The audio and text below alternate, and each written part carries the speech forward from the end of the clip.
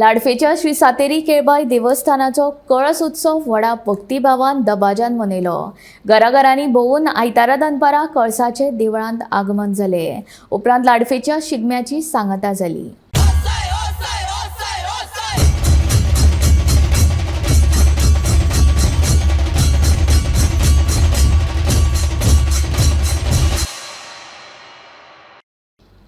लाडफेच्या श्री सातेरी केळबाई देवस्थानाचो कळस उत्सव व्हडा भक्तिभावान दबाज्यान मनयलो। होळी पुनवे पासून 7व्या दिसाच्यान हो लाडफेचो कळस उत्सव मनयतात। 2 दीस मनोवपी ह्या उत्सवा वेळार देवीचो कळस लाडफे आनी सोनारबाट वाठारांतल्या घराघरांनी व्हरतात। दरेका घरान कळसाची भक्तिभावान पुजा करतात। दरेका घरान देवीचे नावण दितात। घराघरांनी भोवून आयतारा दनपारां कळसाचे देवळांत आगमन जाता। उपरांत लाडफेच्या शिगम्याची सांगता जाता।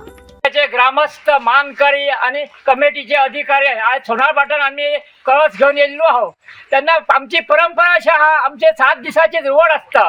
धुवट इज पहिले आम्ही घुमटा वाजवून स्वारी घेऊन आम्ही आमच्या चवाट्यार वयतू, महादेवाच्या देवाकडे वयतू।